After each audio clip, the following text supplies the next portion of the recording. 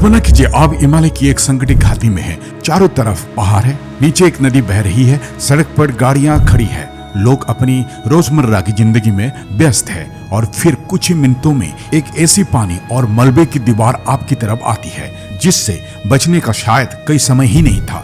27 अगस्त 2026 नेपाल की चीन सीमा से लगे पहाड़ी इलाकों में आए एक विनाशकारी फ्लैश फ्लड ने सैकड़ों लोगों की जिंदगी बदल दी है। नवीनतम रिपोर्टों के मुताबिक नेपाल में मौतों का आंकड़ा 165 तक पहुंच चुका है, जबकि 826 लोग अब भी लापता बताए जा रहे हैं और इनमें विदेशी नागरिक भी है, भारत की नागरिक भी है। लेकिन यहाँ एक बेहद जरूरी सवाल है, क्या सचमुच 300 से ज्यादा भारतीय लापता है? और आखिर हिमालय में ऐसा क्या हुआ कि एक नदी अचानक मौत की दीवार बन गई? आज जगदीश के डॉक्यूड्रामा में हम इस पूरी ट्रेजेडी को समझेंगे बिना सनसनी के तथ्यों के साथ। घटना नेपाल के रसुवा डिस्ट्रिक्ट में हुई। ये इलाका नेपाल चीन सीमा के पास है और महत्वपूर्ण रसुवागाधी केरोंग ट्रेड कॉरिडोर पर स्थित है। यहीं से होकर भौतिककोशी नदी का जल तंत्र आगे बढ़ता है। बुधवार की सुबह अचानक एक विशाल फ्लड वेव नीचे की ओर आए। सबसे ज्यादा प्रभावित इलाकों तिमूरे, रसुआ और आगे की नदी घाटी क्षेत्र शामिल थे। प्रत्यक्षदर्शियों और अधिकारियों के मुताबिक पानी के साथ सिर्फ पानी नहीं था, उसमें था पत्थर, बर्फ, कीचड़, पेड़ और भारी मात्रा में मलबा। यानी यह सिर्फ फ्लड नहीं था, यह एक डेब्रिस लेडेड फ्लैश फ्लड था। एक ऐसी लहर जिसकी डिस्ट्रक्टिव पावर सामान्य बाढ़ से कहीं ज्यादा होती है।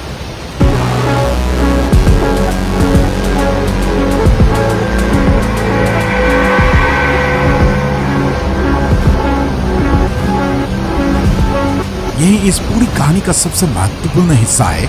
शुरुआती घंटों में कई तरह की बातें सामने आई। कुछ रिपोर्ट में हार्डक्वेक की संभावनाएं बताई गई, लेकिन बाद के साइंटिफिक असेसमेंट्स ने तस्वीर को काफी हद तक साफ किया। नेपाल की डिजास्टर मैनेजमेंट अथॉरिटी और सैटेलाइट एनालिसिस के अनुसार लगभग 20 किलोमीटर अपस्ट्रीम नेपाल चीन सीमा के पास एक बड़े ice rock avalanche glacial collapse ने लहदे दीवार के फ्लो को बाधित किया। सोचिए, एक नदी के रास्ते में अचानक बर्फ और चट्टानों का पहाड़ गिर जाए, पानी पीछे जमा होने लगे, एक अस्थायी ब्लॉकेज बन जाए और फिर जब वो नेचुरल बैरियर टूटे तो जमा हुआ पानी और मलबा एक साथ नीचे की ओर दौड़े। यही फ्लैश फ्लड इतना घातक बना सकता है और यही वजह है कि इससे केवल बहुत ज्यादा बारिश की वजह से आई बाढ़ कहना अधूरा होगा।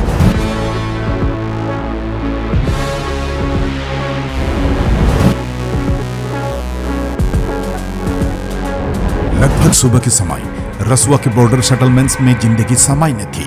रसुवागाधी के आसपास बड़ी संख्या में ट्रक्स और व्हीकल्स मौजूद थे, लेकिन फ्लड वेव ने कुछ ही समय में इंफ्रास्ट्रक्चर को तहस नहस कर दिया। रिपोर्टों के अनुसार 300 से ज्यादा व्हीकल्स, ट्रक्स भी ही बह गए, सड़कें टूटी, ब्रिजेस बह गए, बिल्डिंग्स धंसे हुए, हाइड्रो पावर इंफ्रास्ट्रक्चर को नुकसान पहुंचा और कई इलाकों का संपर्क टूट गया। सबसे डरावनी बात, कई लोगों के पास प्रतिक्रिया देने के लिए लगभग कोई समय ही नहीं था। फ्लैश फ्लड की यही प्रकृति होती है, आपको घंटों के वार्निंग नहीं मिलती, कभी कभी सिर्फ कुछ मिनट मिलते हैं।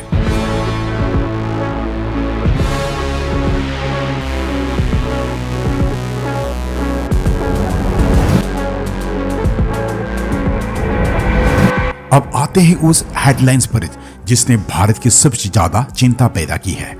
More than 300 Indians missing. लेकिन यहाँ डॉक्यूमेंट्री जर्नलिज्म में एक बात बेहद जरूरी है, हेडलाइन और वेरीफाइड नंबर्स हमेशा एक जैसे नहीं होते। 27 अगस्त को नेपाल के फॉरेन मिनिस्टर शिशिर कर्नल ने कहा कि लगभग 300 इंडियन टूरिस्ट हजारों मिसिंग लोगों में शामिल हो सकते हैं। लेकिन बाद की रिपोर्टिंग में नेपाली अथॉरिटीज के मोर स्पेसिफिक फिगर्स सामने आए। रॉयटर्स ने नेपाल अथॉरिटीज के हवाले से बताया गया है कि नेपाल में रिपोर्टेड मिसिंग लोगों में 177 इंडियन शामिल थे।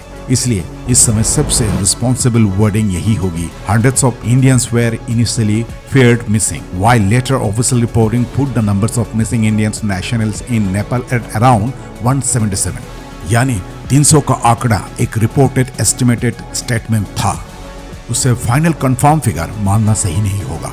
और डिजास्टर रिपोर्टिंग में ये डिस्टिंक्शन बेहद महत्वपूर्ण है, क्योंकि हर मिसिंग व्यक्ति के पीछे एक परिवार है, एक माँ है, एक पिता है, एक पत्नी है, एक बच्चा, और सिर्फ एक नंबर नहीं है।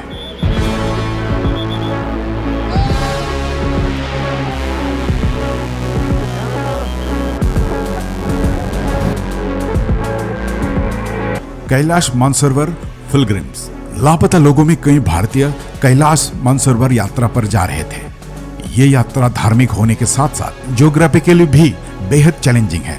High altitude, remote roads, deep valleys और तेजी से बदलता माउंटेन वेदर। इस डिजास्टर ने एक बार फिर सवाल खड़ा कर दिया, क्या हिमालयस में पिलग्रिम्स और टूरिस्ट राउट्स के लिए डिजास्टर वार्निंग सिस्टम पर्याप्त है या नहीं?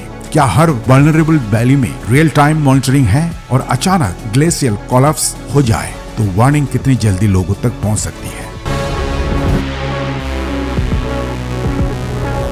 अब शुरू है सबसे कठिन फेज, सर्च एंड रेस्क्यू। कई रोड्स, ब्रिजेस टूट चुके हैं, कई सेटलमेंट्स संपर्क बाधित है, कुछ क्षेत्र तक जमीन से पहुंचना बेहद मुश्किल है, इसलिए हेलीकॉप्टर का इस्तेमाल किया जा रहा है। नेपाल आर्मी और पुलिस के हजारों पर्सनल रेस्क्यू ऑपरेशन में लगाए गए हैं। हेलीकॉप्टर सिर्फ सर्वाइवर्स की तलाश नहीं कर रहे हैं, वे फ्लड, वाटर, मेडिकल सप्लाईज और इमरजेंसी शेल्टर भी पहुंचा रहे हैं। लेकिन हिमालय में रेस्क्यू ऑपरेशन आसान नहीं होता।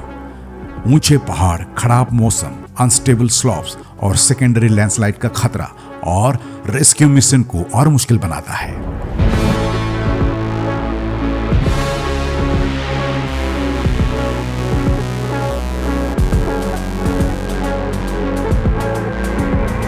This is not just a Nepal story. इस ट्रेजेडी का असर नेपाल की सीमाओं तक सीमित नहीं है, क्योंकि हिमालय रिवर्स की कहानी बॉर्डर पर खत्म नहीं होती। नेपाल की नदियां आगे चलकर भारत में प्रवेश करती है, इसलिए बिहार में भी गंडक रिवर सिस्टम को लेकर विजिलेंस बढ़ाई है, क्योंकि अपस्ट्रीम नेपाल में अचानक फ्लड सर्ज डाउनस्ट्रीम इंडिया में वाटर लेवल्स को प्रभावित कर सकता है। यानी हिमालय में होने वाली एक घटना कहीं 100 किलोमीटर दूर रहने वाले लोगों के लिए भी खतरा बन सकती है। The bigger question, why are the Himalayas becoming more unstable? अब सवाल सिर्फ ये नहीं है कि इस फ्लड को किसने ट्रिगर किया, बड़ा सवाल, क्या ये आने वाले समय की वार्निंग है? हिमालय रीजन तेजी से बदल रहा है, ग्लेशियर्स पीछे हट रहे हैं, ग्लेशियल लेक्स बढ़ रहे हैं, पर्माफ्रोस्ट और माउंटेन स्लोप्स की स्टेबिलिटी पर वैज्ञानिक लगातार रिसर्च कर रहे हैं। और जब आइस और रॉक अनस्टेबल होते हैं तो एक छोटा सा नेचुरल ट्रिगर भी कैटास्ट्रोफिक इवेंट पैदा कर सकता है। लेकिन यहाँ सावधानी जरूरी है। हर फ्लैश फ्लड को सीधे क्लाइमेट चेंज का परिणाम कहना साइंटिफिक रूप से सही नहीं होगा। इस पर्टिकुलर डिजास्टर की इमीडिएट ट्रिगर के रूप में अभी तक आइस रॉक, ग्लेशियल कोलैप्स और डेब्रिस फ्लो सबसे मजबूत प्रिलिमिनरी एक्सप्लेनेशन है। लेकिन वार्निंग हिमालयस ऐसे हजार्ड्स के रिस्क को बढ़ा सकती है और यही असली वार्निंग है।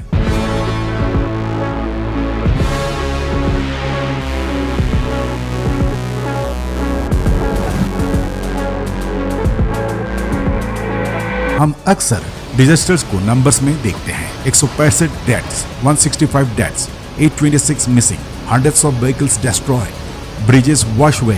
लेकिन नंबर्स पूरी कहानी नहीं बताते।